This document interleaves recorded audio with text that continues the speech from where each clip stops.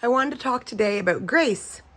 I was watching a video by Katie Souza last week, and God was putting his finger on grace for me. So I wanted to talk a little bit about that. But first, I want to share a little testimony from, about 14 years ago, where I was caught in binging. I had a lot of eating disorders, binging being one of them. And I invited the binging in when I was like about 16, 17. I would purposely plan binges so I could go to the movie theater and eat tons of garbage. And because I was anorexic as well, and it was just kind of a all connected together cycle of eating disorders. And so then binging took a stronghold in my life from then on. And it got pretty bad by the time I was 21, 22, 23, whatever. And I kept trying to overcome it because I'd come to Jesus. I'd renewed my relationship with Jesus. And I was fighting to overcome it. But like every couple days, I would do this crazy binge. And I couldn't stop myself. And I was so much guilt and condemnation. And then finally one day, I was just done. I was like, God, I am so sick of feeling guilty for this. I am so sick of beating myself up. It's like I've done everything I can to overcome this and I can't. So I give it to you. And if I binge again, I refuse to feel guilty. And then I did one more binge, refused to feel guilty, and that was it. The power was broken. I never had the desire to binge again. Not the uncontrollable binges. I mean, yeah, eating a little much because you like the food. Okay, whatever. That's different from binging. Way different. I'm talking 30,000 calories here of like garbage and chocolate and whatnot compared to an extra, 500 calories. So I'd never binged again after that. The power was completely broken. And I always kind of wondered, why was the power broken? Because I refused to feel guilty. And I believe it has something to do with this. The word says that the law was given to us just to convict of sin. The law is pure, it is good, but it's given to us to show us that it's impossible to keep. If you try to keep the law of sin and death, it's not going to work. And the only point of the law is to condemn us and show us we can't keep it. And then we look at Jesus and it's like, oh, he's the one who kept it. It says in Romans 10:4, it says that Jesus is the fulfillment of the law. He's the end of the law for all who believe. So the only point of the law was to point us to Jesus, to say, you are a sinner, you can't keep the law, but there's a solution, and that solution is Jesus. So I think that when I was binging, I was under the law of sin. I kept trying to keep the law, or I was under the law of, it talks about in Romans 8, about the law of sin and death.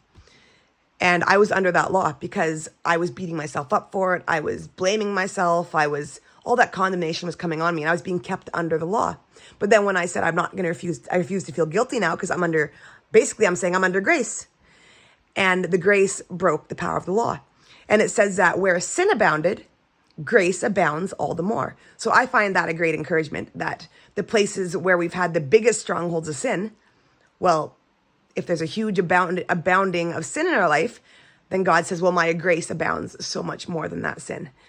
And he can actually make the greatest weaknesses, the strongholds of sin in our life, to be our greatest strengths. So if we're full of fear, the potential is that our greatest strength will be all that courage, so much courage where the fear was. That's what Jesus died and rose for us to have, complete freedom in these areas. So the law is only to point us to Christ Jesus. And then we're under grace. We're no longer under the law, but under the spirit of life in Christ Jesus. And Romans 1 and 2, or 6, Romans chapter 6, 1 and 2, Paul's saying that doesn't mean you have a license to sin. Just because you're under grace doesn't mean that you can go crazy and sin. That's not the point of the grace. The point of the grace is given for us to overcome. It says in Titus, I forget where exactly, but it says that, pretty sure I have it. Yeah, here, in Titus 2, 11 to 12. For the grace of God has appeared that offers salvation to all people. It teaches us to say no to ungodliness and worldly passion, and to live self-controlled, upright, and godly lives in this present age.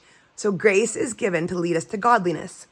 If we have a stronghold of sin in our life, we're called not to condemn ourselves. There is conviction. We were talking about this last night in the home group, and it was very good points that people brought up.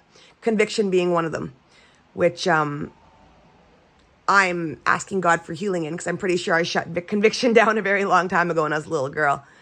It was just mixed in with all this condemnation. I just couldn't handle it. And I felt like I was hated. I felt like when God convicted me, it was just so mixed with lies of the enemy from stuff that had happened to me that I felt that conviction meant that I wasn't liked because I had done something wrong and therefore I was hated for it. So I couldn't handle feeling convicted because it was so tied in with lies of the enemy. So I shut it down. So it just made me realize, our chat last night in our home group made me realize that I need some healing to get conviction back. So I'm grateful for realizing, God pointing that out to me, that was shut down and needs healing. So it's something I can talk to him about. It says if we confess to him, 1 John 1:9, if we confess everything to him, he cleanses us. He's faithful to cleanse us from every unrighteousness. And when Jesus taught the disciples to pray,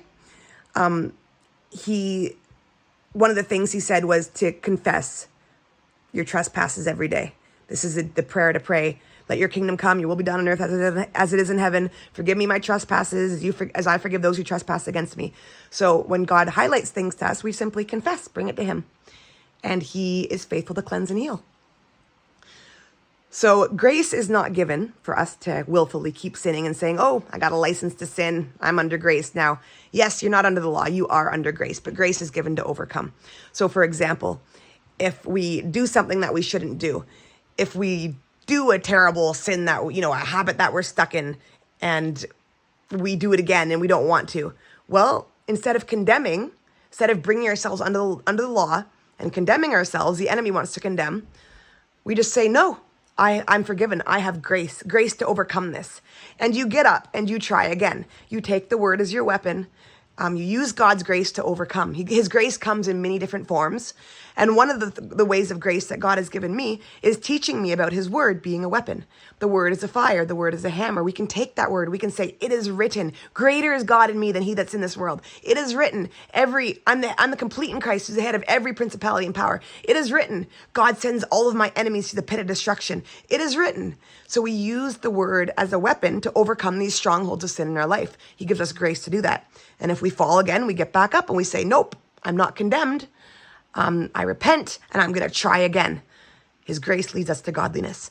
So that's something I'm learning, is that if I slip up in something, then it's like, no, grace. I'm covered in grace and I'm going to do this again with Jesus. I'm going to overcome this. His grace is going to help me, but not to get stuck in a cycle of condemnation and beating yourself up, because that's not God. That's the enemy.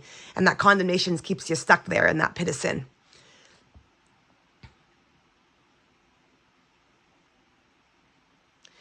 And I want to share a couple dreams that I actually had. And they're prime examples of God's grace. I had these dreams a number of years ago, but they've always stuck with me because they were very significant. And in one of the dreams, this person comes, I'm in a store, and this man comes, and his face, half of his face is very, very burned. It looks awful. It's just a complete burn, the whole side of his face. And this man is furious.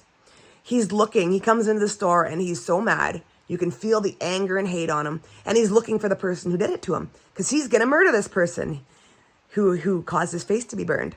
And I went to him and I said, the word says, I forget exactly how I presented it, but I said, do you realize that Jesus actually came, and by his grace we are saved?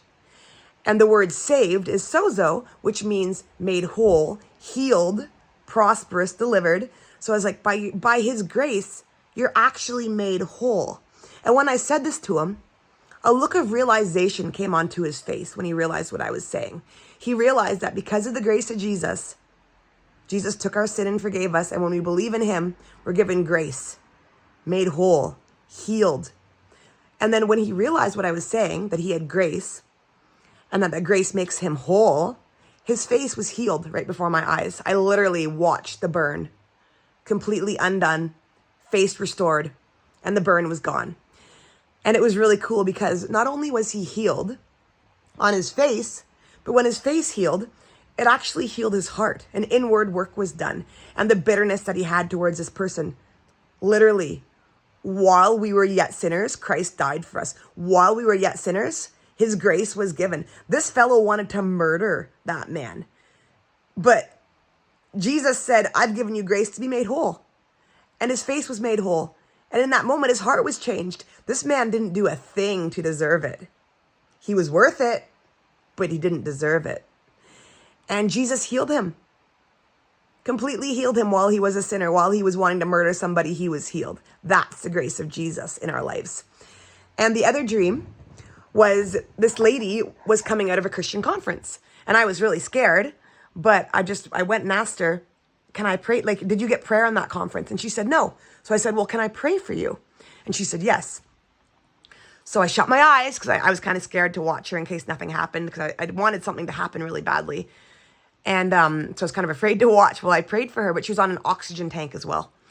And as I was praying, I prayed. I felt led to pray that, I think I prayed in tongues too, but I also felt led to pray, Lord, restore this woman as she was in the Garden of Eden before sin ever came, as she would have been in the garden.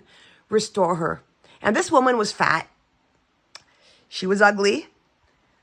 I'm sure beautiful in God's eyes, but as at a natural fleshy level, she was not attractive and she was overweight.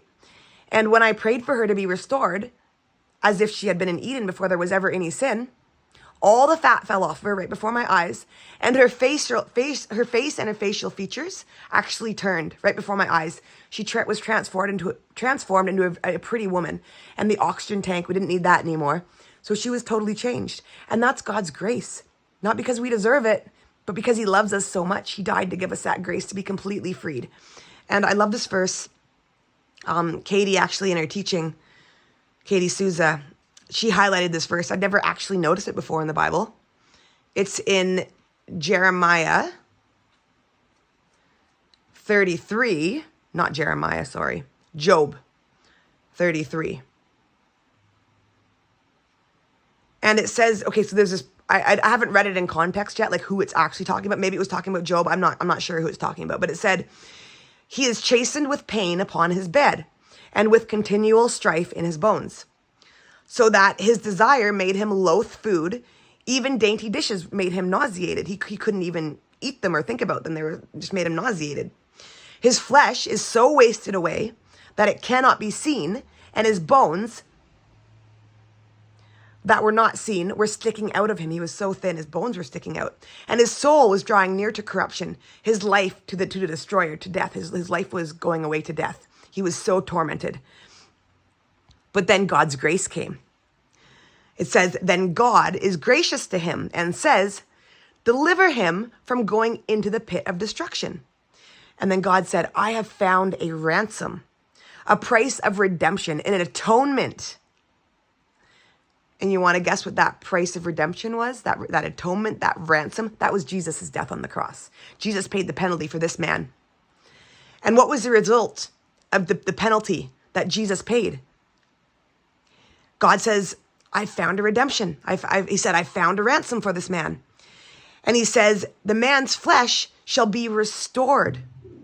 It becomes fresher and more tender than a child. He returns to the days of his youth. That's what Christ did for us on the cross. When we draw near to death, he says, I've given you grace. He says, you're sozo, you're made whole, you're healed, delivered. And I forget exactly where. I think it might be Psalm 110, but it says that we've been given the youth of Jesus. Jesus is our eternal life.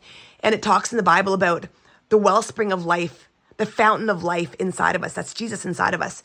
And it says here, God's grace made this man who was going away to the pit. He was dying. His life was drawing near to death. And God says, I found a ransom. And then the man's youth was restored. He returned to the days of his youth. So that is God's grace. That is some of the potential that we have because of Christ and what Christ did for us. His forgiveness. You know, the word says that in Romans 5, I think it's 5:12, it says the result of sin is death. So all the sinners, all the ones who've broken the law, you're condemned to death. But God says, I've given you a ransom. Jesus Christ, he paid that penalty of death so you don't have to. He's forgiven you. And where there's forgiveness, there is healing. So Jesus paid the penalty of our death. And God gave us a whole new law. He said, you're not under the law of sin and death anymore. Romans 8:1-2. You're under the law of the Spirit of life in Christ Jesus. The law of sin and death is done away with for all who believe in Christ. It's a whole new law, the Spirit of life in Christ Jesus. And that is amazingly good news.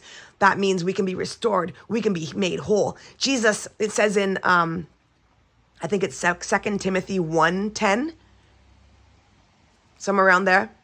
But it says that Jesus came to abolish death and bring to light life and immortality through the gospel. So that law of sin and death has been abolished. He paid a ransom for that. Jesus paid it so we don't have to. So that's the grace of God in our lives. He leads us into his fullness of salvation. He died and rose to set us completely free from the curse.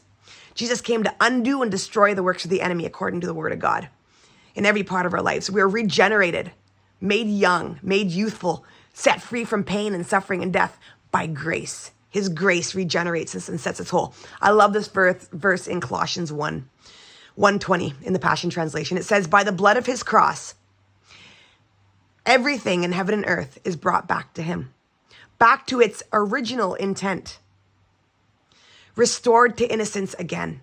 And now there is nothing between us and Father God, for he sees us as holy, flawless, and restored if we continue to advance in faith. So everything is brought back to its original intent, back to the Garden of Eden, as if sin never happened.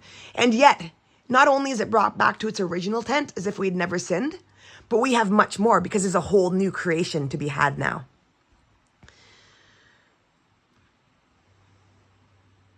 So there's some good verses. And I think that's really about all that I wanted to share. Yeah, there's some good stuff, but I'm not gonna overwhelm with verses. So I'll just leave you with this last thing here. In Zechariah 4:7, it talks about this mountain. But who are you, O great mountain? Before Zerubbabel, you shall become a plain. And he shall, as in like flat, like not like a plane flying. Sorry, I don't know why I feel the need to explain that. It's pretty obvious. You'll become a plain, Plain, like made level. And he shall bring forth the capstone, the finishing stone with grace to it. So this mountain is leveled and destroyed and finished with grace. Grace destroys the mountain in our lives. Every mountain of stronghold of sin, every enemy, grace is what destroys it. So I just encourage you to renew your mind with verses about God's grace to us. Grace that doesn't lead us to sin, but leads us to overcome. Grace that brought us under the law of life. Grace that destroyed death in our life and set us free. Grace that, oh, there's so much. Anyways, I'm going to leave it at that. I hope you have an awesome day. God bless you guys.